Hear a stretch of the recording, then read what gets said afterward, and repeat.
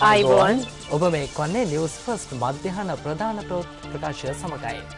ප්‍රථමයෙන් සිරස්තල. උසස් පෙළ ප්‍රතිඵල සම්බන්ධයෙන් මානව හිමිකම් කොමිසමට පැමිණිලි කිරීමට සිසුන්ට අවස්ථාව. කුරුණෑගල රිදීකමදී කාන්තාවන් දෙදෙනෙකු ඝාතනය කෙරේ. ඉන්දියාව සමග පළමු ටෙස්ට් ක්‍රිකට් තරගයේ ජය ඔස්ට්‍රේලියාවට.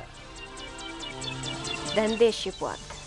ශ්‍රී ලංකා මානව හිමිකම් කොමිසම උසස් පෙළ විභාග ප්‍රතිඵල සම්බන්ධයෙන් සිසුන්ට පැමිණිලි කිරීමේ අවස්ථාව සලසා දී තිබෙනවා. එහි නීති ලේකම් නීතිඥ නිමල් පුංචිහෙවා මහතා පැවසුවේ මෙවර උසස් පෙළ විභාග ප්‍රතිඵල සම්බන්ධයෙන් ඇති වී තිබෙන අර්බුදකාරී තත්ත්වය හමුවේ මෙම පියවර ගත් බවයි. මේ අනුව කමිෂන් සභාවට පැමිණ හෝ තැපෑලෙන් තම පැමිණිලි ඉදිරිපත් කළ හැකි බව ඔහු සඳහන් කළා. සභාපති ශ්‍රී ලංකා මානව හිමිකම් කොමිෂන් සභාව අංක 165කින් සිපාර කොළඹ 8 යන ලිපිණියට එම පැමිණිලි යොමු කළ හැකියි.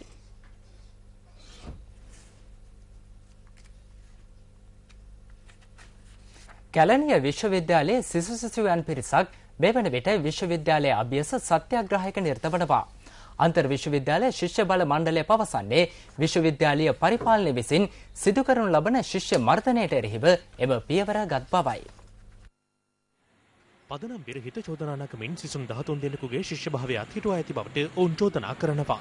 කැලණිය විශ්වවිද්‍යාල පරිපාලනය ශිෂ්‍යයන්ගේ ප්‍රශ්න වෙනුවෙන් විසඳුම් ලබා දෙනවා වෙනුවට ශිෂ්‍යව දඩයම් ගනිමින් ශිෂ්‍යභාවය අවශ්‍ය කරමින් ගන්නා වූ මේ අත්නෝමතික ක්‍රියාමාර්ගවලට විරුද්ධව අද දවසේ කැලණිය විශ්වවිද්‍යාල මහාංශාංගයේ මේ විදිහට ශිෂ්‍යයන්ගේ විරෝධතාවය දක්වලා මේ අත්නෝමතික ශිෂ්‍යභාවය අවශ්‍ය කිරීමේ තීරණ හකුලා ගන්න කියලා විශ්වවිද්‍යාල පරිපාලනයට බල කරන්න මේ මොහොතේ සංකේත සත්‍යාග්‍රහයකට අද දවසේ කැලණිය විශ්වවිද්‍යාලයේ සහෝදර සහෝදරියෝ 300ක පමණ පිරිසක් මේ ස්ථානයේ වාඩි වෙලා ඉන්නවා. මේ සම්බන්ධයෙන් අප කැලණිය විශ්වවිද්‍යාලයේ ලේකකාධිකාරී WM කරුණාරත්න මහතාගෙන් විමසීමක් කළා. ඔහු පැවසුවේ සිසුන්ගේ විනය විරෝධී කටයුත්තක් හේතුවෙන් අදාළ සිසුන්ට తాවකාලිකව පන්ති තහනමක් පනවා ඇති බවයි. අද අලියුම සහ ඊයේ අලියුම් කාලයේ ප්‍රදේශ රැසකට අධික සීතලක් පැවතුණා. ඊට හේතුව කුමක්ද? මේ ඒ පිළිබඳව සොයා බැලීමක්. මේ ඊයේ රාත්‍රියේ සහ අද අලියුම් කාලයේ කොළඹ ප්‍රදේශයේ පැවති මීදුම් තත්ත්වයයි.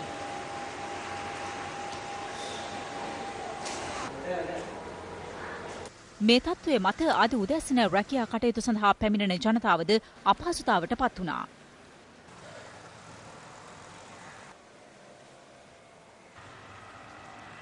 සමහරෙක් ඉන් මිදීම සඳහා විවිධ උපක්‍රම භාවිත කළා. මේ දවස්වල මාර සීතලයි නේ. ගාල්ල පැත්තෙත් මේ දවස්වල ගොඩක් සීතලයි. මම ගාල්ලේ ඉඳන් තමයි ආවේ.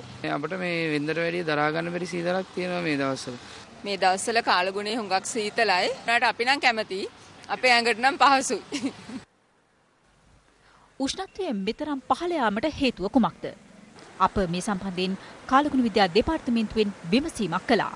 ඇත්තටම ප්‍රධාන හේතුවක් වුණේ දැන් මේ සුලිකුණ ආටුව හින්දා අපේ දිවයින හරහා හමාගේ සුළං ප්‍රවාහයේ තරමක වෙනස් වීමක් වුණා. දැන් උතුරු ඉන්දියාව හරහා හමාන සීතල සුළං ධාරා තමයි ඒ හේතුව නිසා ලංකාව හරහා හමා ගියේ. ඒ හේතුව නිසා උෂ්ණත්වයේ අඩුවීමක් සිද්ධ වුණා. ඒ ඇරෙන්න පහුගිය දවස් දෙක තුනක වෙලේ ඉඳලා දවල් කාලෙත් ලංකාවේ අහස වලාකුළෙන් වගේ බරව තිබුණා. ඒ හේතුව නිසා දවල් කාලේ අපිට හිරු රශ්මිය ලැබීමේ අඩුවීමක් පැවතුණා. මේ හේතු දෙකම එකතු වෙලා තමයි උදේ කාලේ අපිට ටිකක් වැඩියෙන් සීතල දැනුනේ.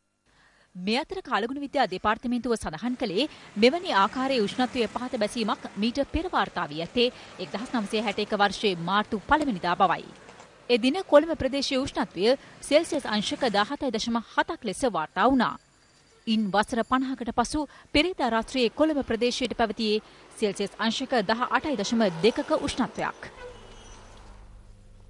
ජාන තාක්ෂණය උපයෝගී කර ගනිමින් වීශාකයෙහි වැඩි දියුණු කළ වී ප්‍රභේද ලබාගත හැකි බව තහවුරු වී තිබෙනවා.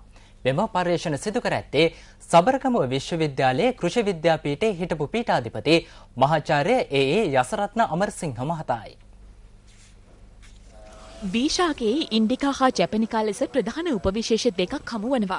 ශ්‍රී ලංකාව තුළ ඉන්ඩිකා උපවිශේෂය භාවිත කෙරෙන අතර තායිලන්තය, ජපානය, චීනය ජැපනිකා උපවිශේෂයට අයත් වී වර්ග භාවිත කරන රටවල් අතරට අයත්. පර්යේෂණය සිදු කළ සබරගමුව විශ්වවිද්‍යාලයේ කෘෂි විද්‍යාපීඨයේ හිටපු පීඨාධිපති මහාචාර්ය ඒ යසරත්න අමරසිංහ මහතා පැවසුවේ ජැපනිකා උපවිශේෂයට සාපේක්ෂව ඉන්ඩිකා උපවිශේෂය පටක රෝපණ ක්‍රමවලට ප්‍රතිචාර දැක්වීම ඉතා අඩු මට්ටමක පවතින බවයි.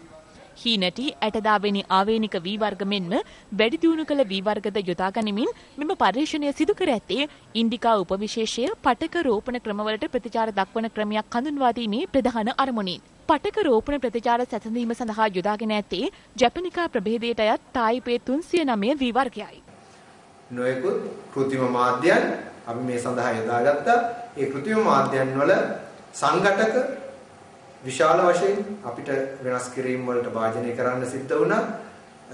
විශේෂයෙන්ම ශුද්‍ර සංඝටක ශුද්‍ර මූලද්‍රව්‍යයන් අපිට වෙනස් කිරීම වලට භාජනය කරන්න වුණා. ඒත් එක්කම අපි යොදා ගන්න හෝමෝන වර්ග වල සාන්ද්‍රණයන් වෙනස් කිරීම වලට භාජනය කරන්න වුණා. අවසානයේ අපිට මෙම කිනක පටක වලින් ඉතාමත් හොඳ වී පැල අපිට ලබා ගන්න හැකියාව ලැබුණා. දෙවන අදියරේදී වී පරාග භාවිත කරමින් පර්යේෂණය සිදු කර තිබෙනවා. මහාචාර්ය යසරත්න අමරසිංහ මහතා පැවසුවේ ඉතාමත් කෙටි කලකදී මෙම පටක රෝපණ ක්‍රමය ආශ්‍රයෙන් වී පැල විශාල ප්‍රමාණයක් ලබාගත හැකි බව පර්යේෂණයෙන් සනාථ වූ බවයි. ජාන විද්‍යාත්මක පර්යේෂණ මගින් වී වර්ග වැඩි දියුණු කරන විද්‍යාඥයින්ට මෙය ඉතා වැදගත් මූලාශ්‍රයක් වනු ඇති. අධ්‍යාපන ශාස්ත්‍රයෙන් ලැබෙන අල්ලස් පැමිණිලි සංඛ්‍යාව සීක්‍රෙන් ඉහළ ගොස් තිබෙනවා. අල්ලස්සෝ දූෂණ චෝදනා විමර්ශන කොමිසමේ අධ්‍යක්ෂ ජෙනරාල් ලක්ෂ්මී ජයවික්‍රම මහත්මිය පැවසුවේ වසරේ මේ දක්වා කාලය තුළ අධ්‍යාපන ශාස්ත්‍රය සම්බන්ධයෙන් අල්ලස් පැමිණිලි 324ක් ලැබී ඇති බවයි. අදාළ පැමිණිලි අතර පාසල් වලට ළමුන් ඇතුළත් කර ගැනීමේදී සිදු වූ අක්‍රමිකතා, පාසල් සංවර්ධන සමිති වලින් සිදුවන දූෂණ සිද්ධීන්ද ඇතුළත් වන බව ලක්ෂ්මී ජයවික්‍රම මහත්මිය සඳහන් කළා. ඇය පැවසුවේ මෙම පැමිණිලි වලින් බහුතරය විදුහල්පතිවරුන්ට එරෙහිව ඉදිරිපත් වී ඇති බවයි. මීට අමතරව පොලිස් දෙපාර්තමේන්තුව සම්බන්ධයෙන් අල්ලස් පැමිණිලි 279ක් වාර්තා වී තිබෙනවා. අල්ලස් හෝ දූෂණ චෝදනා විමර්ශන කොමිසම පැවසුවේ වසරේ මේ දක්වා කාලය තුල පැමිණිලි 2180ක් ලැබී ඇති බවයි. එම කාලය තුල වැටලීම් 43ක් සිදු කර ඇති අතර එහිදී අත්අඩංගුවට ගත් සංඛ්‍යාව 48ක්. බණ්ඩාරවැල දික්කරාව ප්‍රදේශයේ ජල නලයක් පුපුරා යාමෙන් නිවාස දෙකකට හානි සිදුව තිබෙනවා. අප වාර්තාකරු පැවසුවේ ඉන් එක් නිවසකට බරපතල ලෙස හානි සිදුව ඇති බවයි.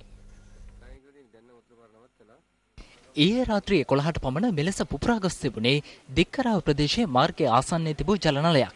ඉන්නිකුත් වූ ජලපහර හේතුවෙන් ඒ අසල තිබූ පස් කණ්ඩියක් සෝදාගෙන ගොස් ඊට පහළින් පිහිටි නිවසකට දැඩි හානි සිදුව තිබෙනවා. අප වාර්තාකරු පැවසුවේ අනතුරු සිදුවන අවස්ථාවේදී නිවසියන් බැහැරට ගොස් සිට ඇති බවයි. ඊයේ 11 වාට විතර වාහනයක් පෙළෙන වගේ සද්දයක් ආවා. අපි එළියට ඇවිල්ලා බලද්දී මේ වතුර පාරෙන් මේ පස් කන්ද පහට කඩා වැටලා තිබුණා. සම්පූර්ණ අපේ ටොයිලට් එකයි ගියේ සම්පූර්ණව කඩා වැටලා තිබුණා. 2011 ජාතික යෞවන සම්මාන ප්‍රදාන උළෙල ඊයේ මහරගමදී පැවැත්වුණා.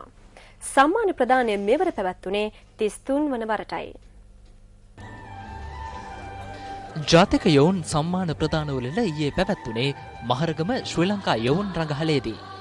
ජාතික තරුණ සේවා සභාව සහ යෞවන කටයුතු හා නිපුණතා සංවර්ධන අමාත්‍යාංශය ඒකාබද්ධව මෙම සම්මාන උළෙල වාර්ෂිකව සංවිධානය කරනවා. විවිධ කලා ඉසව් නියෝජනය කරමින් දක්ෂතා දැක්වුවන්ට මෙහිදී සම්මාන ප්‍රදානය කරනු අතර මේ සඳහා දේශපාලඥයින් මෙන්ම කලා ක්ෂේත්‍රයට සම්බන්ධ බොහෝ පිරිසක් එක්ව සිටියා.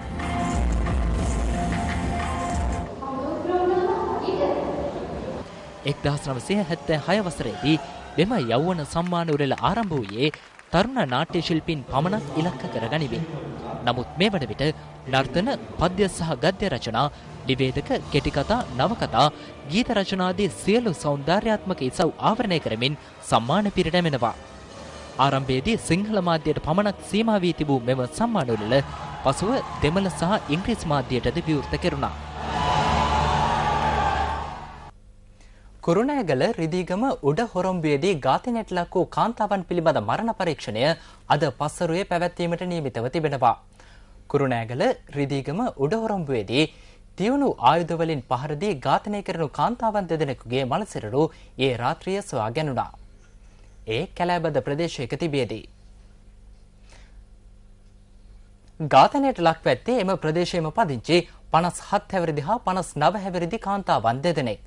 ඔවුන්ගේ ගෙල්ල ප්‍රදේශයේ කැපුම් තුවාල දක්නට ඇති බව පොලිසිය ප්‍රකාශ කළා. ඝාතනයට සම්බන්ධ සැකකරුවන් මෙතෙක් හඳුනාගෙන නැහැ.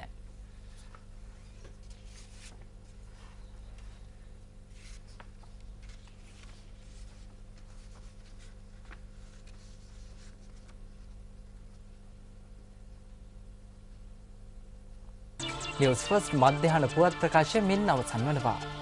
අයිබෝන්